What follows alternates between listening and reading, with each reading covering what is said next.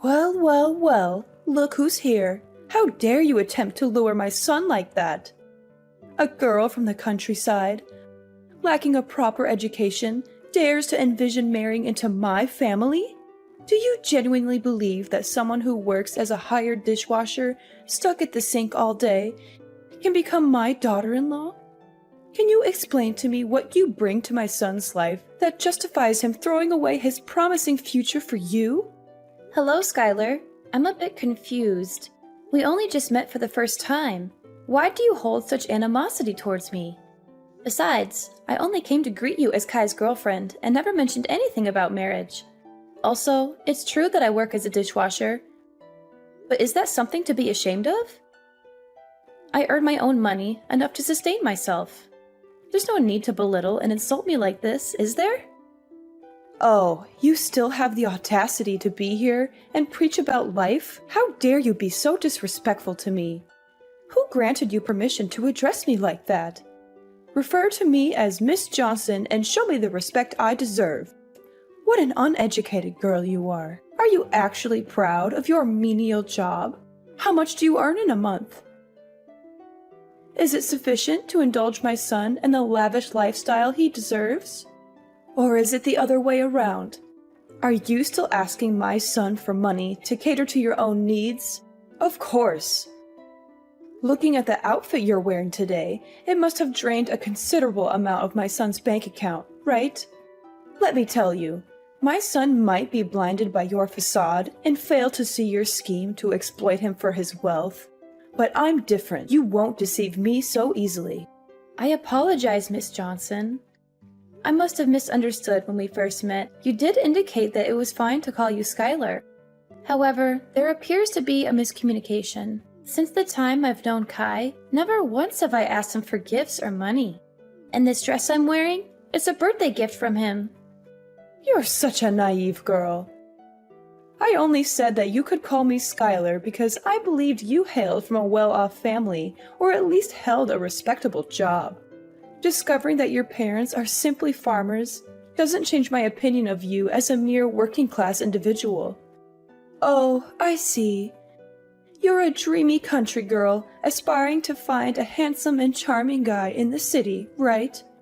You plan to gradually take over my son's possessions, the entire house, and eventually bring your parents here while kicking me to the curb, don't you? I've figured it out now. And that dress you're donning is the proof, isn't it? I'm having trouble grasping your point. Why would I resort to such deceitful tactics? While it's true that my family isn't swimming in wealth, my parents always emphasize kindness and decency. Moreover, the idea of relocating to this bustling city has never crossed my parents' minds. So your concerns and somewhat delusional assumptions are unfounded. In reciprocation for the dress Kai gave me, I used half of my monthly wages to purchase him a fine watch. A fine watch, you say? Do you think I'm a fool? I'm certain it's just a discarded timepiece you stumbled upon and got fixed for a few bucks. Or maybe you even pilfered it from customers at your restaurant. I know money-driven girls like you would surely opt for the cheapest options. You claim I'm concocting scenarios and weaving tales. Who do you think you're fooling? I discerned your conniving plan when I heard the story of how you first met my son. How on earth could such a coincidence exist? What are you even talking about? I never buy low-quality items for Kai, and I certainly don't steal from anyone. And as for that incident when Kai was attacked and robbed in the alley, it was genuinely coincidental that I was there. Is that so? Then tell me the whole story. Because Kai only mentioned that you were the one who rescued him from the robbery. At first, I felt gratitude. But as I've come to know you better, I can't shake the feeling that this might have been some sort of setup. You see, part of my job as a dishwasher includes taking out the trash at the end of the day. On that day, while doing my usual routine, I overheard cries for help and sounds of a struggle coming from the end of the alley. Despite being scared, I felt that not intervening could lead to someone's death. So, I played a recording of police sirens and carried my pepper spray with me. Thankfully, the robbers were frightened off by the sounds and ran away. Then I called an ambulance for the man. He was still conscious when he got into the ambulance and explained that he was working away from home, and he didn't want to worry his mom, so he requested my assistance in getting to the hospital. Kai truly is a dutiful son. But why didn't you leave once you took him to the hospital? Why did you stay around, so Kai could see you? Kai had lost consciousness due to the injuries, including a blow to his head that caused bleeding. The hospital was short on blood, and since I have type O blood, I chose to donate to help Kai. Plus, he needed someone familiar during a minor surgery, so I had to claim to be his girlfriend. Considering he had no one else by his side, I couldn't simply abandon him. Thus I stayed and cared for him for several days. Ah, now I see it all. It's all part of your scheme, isn't it? There were no real robbers. They were your accomplices. You targeted my son, knowing he was about to be promoted to company director. Hearing that Kai frequently visits your restaurant and interacts with clients there, you realized he earned a substantial amount of money, making him a prime target. So, you orchestrated a plan. You hired thugs to stage an attack, posing as robbers, and you were lurking nearby, then swooped in, pretending to rescue Kai. You used his hospital stay to manipulate him, pretending to be caring and sweet, and eventually made him fall in love with you, didn't you? I'm utterly baffled by your accusations. I can't even fathom what you're talking about. Crafty as a fox, aren't you? If I hadn't seen through your deceitful plan today, what else might have you done to ensnare my son? Were you planning to trap him, get him drunk, manipulate him into impregnating you so you could force me into adopting a grandchild? Let me be clear, you better stay away from my son. I won't allow you to set foot in this house again. Miss Johnson, I've tried to be patient and respectful, considering your role as my boyfriend's mother and your status as an adult. However, there comes a point where I can't tolerate baseless accusations and disrespect any longer. I never intended to get close to Kai with any ulterior motives. Everything I've done for him was out of simple kindness, something anyone would do in the same situation. I've never probed into Kai's work or financial situation because I love him for who he is, not his possessions. I implore you to stop belittling and demeaning me. You're not my parents, and you have no right to lecture me like this. You're such a wicked girl. How dare you raise your voice and insult me like this? Weren't you taught even the most basic manners by your parents? I can't believe my son is so blindly in love with you, refusing to end this relationship no matter how much I advise him. So, I suppose I'll have to pay a visit to your parents and ensure they properly re-educate their daughter. You really shouldn't speak so ill of my parents, especially when you're acting just as uncultured. If you want Kai and me to end things, have that conversation with your son. Don't bother me any longer. While I do love Kai deeply, enduring this baseless slander isn't worth it. I'd rather forsake love than endure this unjust insult. Ah, now I see. How foolish of me. How could I expect someone as money-driven as you to relinquish your dreams of wealth?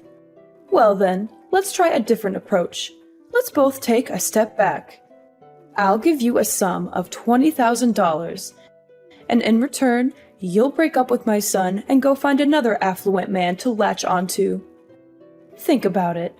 The current situation is tense for both of us, right?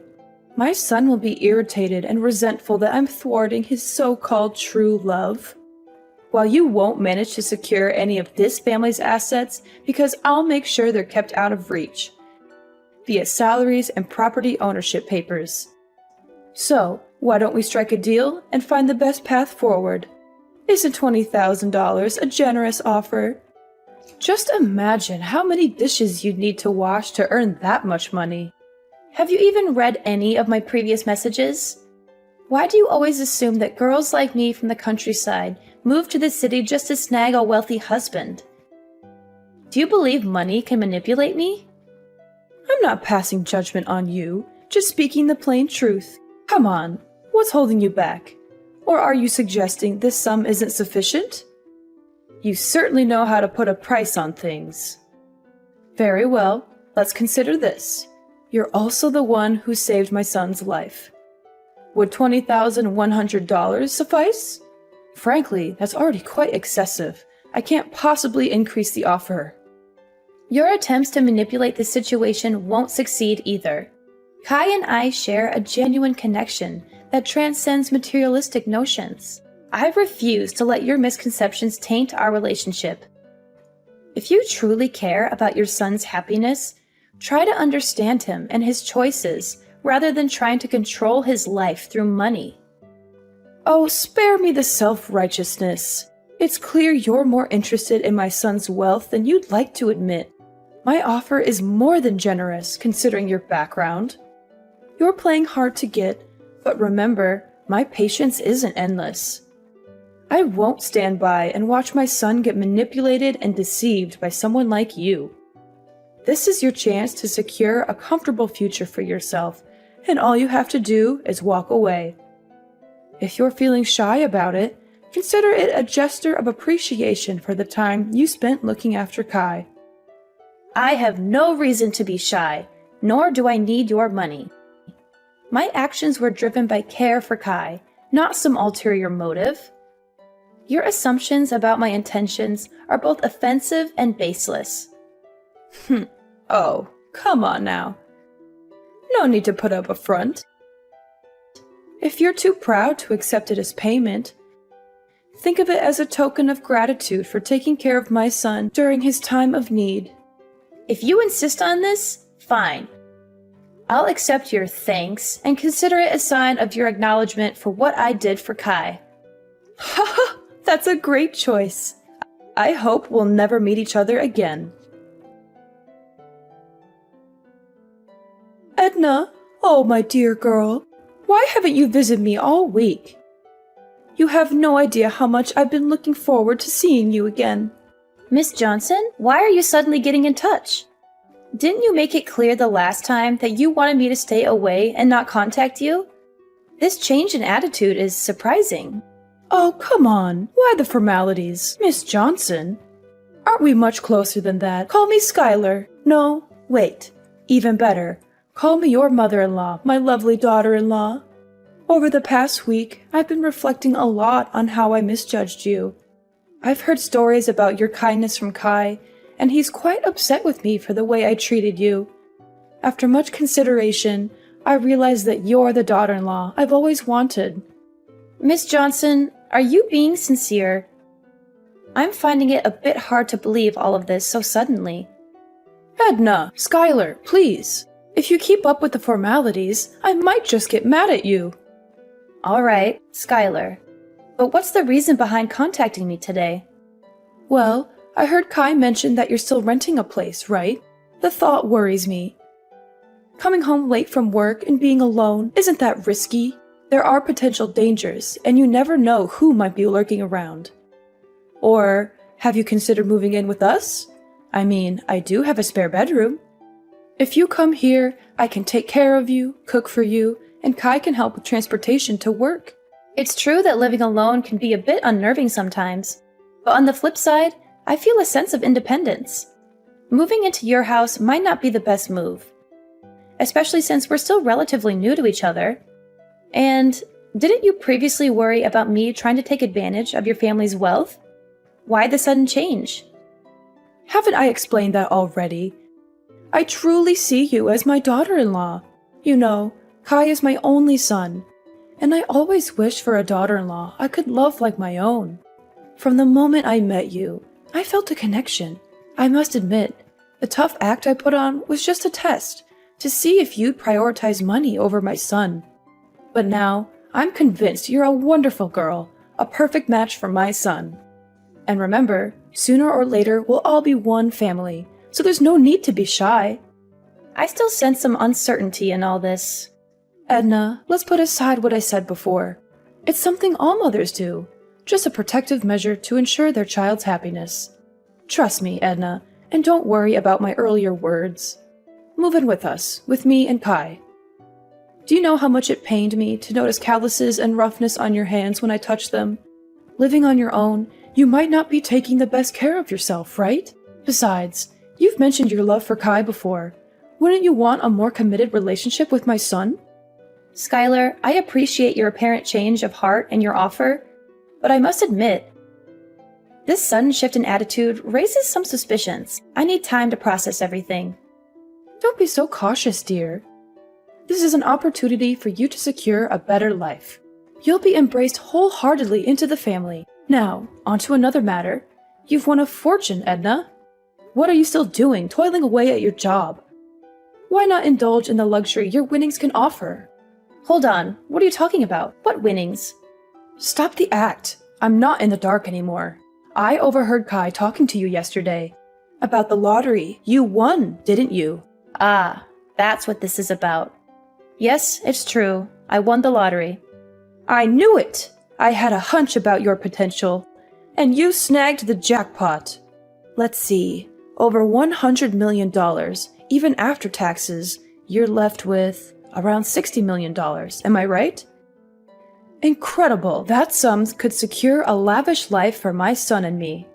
So, have you collected your winnings? Not yet. I'm planning to do that this weekend. I thought I'd use part of it to treat Kai to a special meal.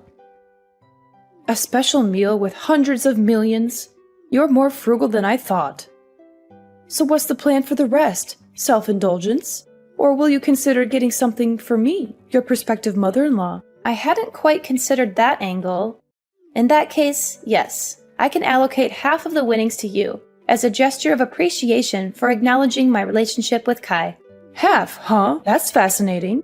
Half of $60 million, around $30 million? Astonishing! What am I going to do with all that wealth?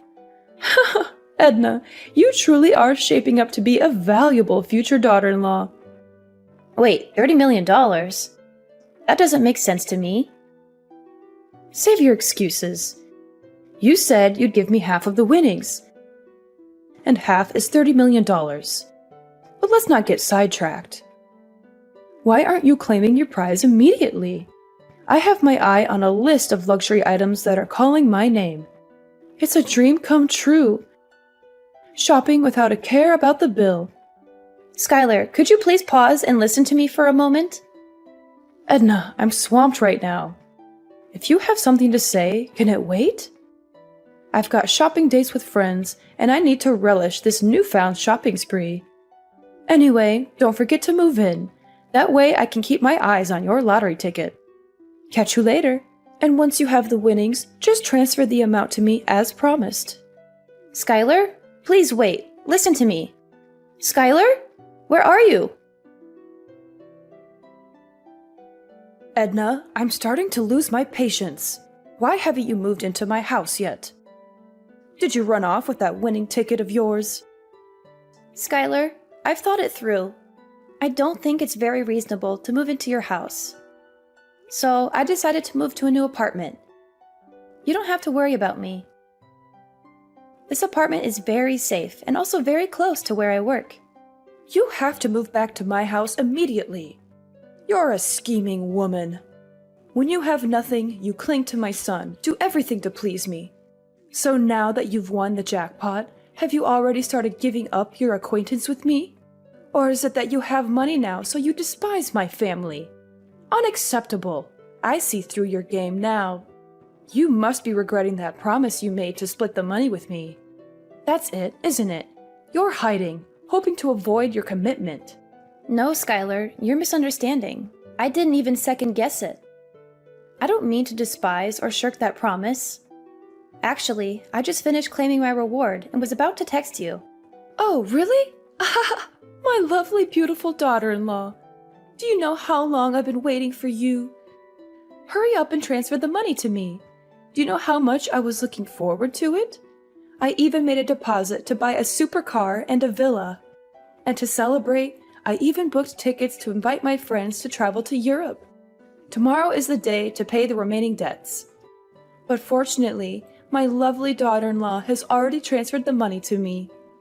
A life of wealth and fame is about to come to me. Oh, I don't think you can do that much with just $300. I have already transferred the money to you. You could check if you have received it. Oh, of course, it will do many things. That's an amount that even in my dreams, I never thought I'd get. Oh, wait, Edna, you seem to have made a mistake here. You were supposed to give me $30 million, not 300. Looks like you missed a few zeros already. Give me my money back now. Ah, I see. Or is it because the bank doesn't let you transfer such a large amount at once, so you have to split it up into so many transfers? If so, why don't you just give me a few $1,000s for such a meager amount? Actually, I transferred the exact amount I promised to give you, didn't I? Half of the winnings. That's $300. But why do you keep mentioning $30 million? How do I have such a large amount of money to transfer to you? Oh, this must be a joke, right? Edna, you know, you're not a funny person because this joke isn't funny. If you're smart, then give me the money I deserve before I get mad and get all the money back. You were supposed to give me $30 million, not $300. I'm not getting it, Skylar. Who told you I won the jackpot? Skylar, I never claimed to have won the jackpot. Yes, I won the lottery, but it was a consolation prize, not millions. And after deducting the taxes and other fees, I only got $600. Are you serious? You've got to be kidding me. Edna, you won the jackpot. A fortune worth millions of dollars, and you're telling me you only received $600? Oh, I understand. You want to monopolize that money alone.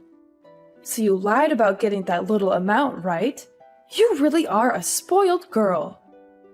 How dare you lie to an adult like that? I won't let you monopolize that award alone. Hurry up and give all the money you won. After all, that ticket was originally mine. I'm sure you used the money I gave you to get away from my son to buy a lottery ticket. At first, I felt sorry for you because you were so poor, so I lovingly gave you half of the reward. But now I realize you are the one who took that money and ran away alone. If that's the case, then I will not give you any more, but will get all the money you won. You're being a bit unreasonable, Skylar. The money you gave me, I have already transferred it all to Kai because he said he wanted to invest in something, so he needed money. And since I don't need that money, I don't want to keep it either. Oh, now you're trying to twist the story. I've had enough of your lies, Edna. Just give me the money you owe me right now. Ugh, I've already spent all my money. And now creditors are calling, texting, and even coming to my house, knocking on my door asking for money. Stupid people indeed. How dare they mess with me? Don't they know that I'm about to become a millionaire? Stop hiding it. Quickly give me the $60 million. Skylar, I really don't understand what you're talking about. Which creditor are you referring to? No time for your game. I borrowed money from loan sharks and mortgaged the house for $2 million in advance to buy luxury items, thinking you had tens of millions of dollars. I spent all that money thinking you will pay me back once you get your winnings. Now debt collectors are after me, and I need that money immediately. Oh no, they're knocking on my door. They're forcing me out of the house because now this house belongs to them? Wait, what? Loan sharks? Mortgaging the house? $2 million? Skylar, this is more serious than I thought. Quickly, give me $2 million so I can pay them off. They look really tough with lots of tattoos and angry faces. Debt collectors are even starting to break down the door. Oh no, this is completely your fault. You must be responsible for paying off all this debt for me. Skylar, I never knew anything about this. I thought we were discussing splitting the winnings, not these debts. I never said I'd give you a few $1,000,000 or anything like that. I never said I won the jackpot, did I? And I certainly didn't ask you to spend money on frivolous things. It's all because of your own illusions. So this is completely your fault, not mine. You should be responsible for your own thoughtless actions. But if they're breaking into your house, why don't you call the police? How can you deny the whole responsibility like that?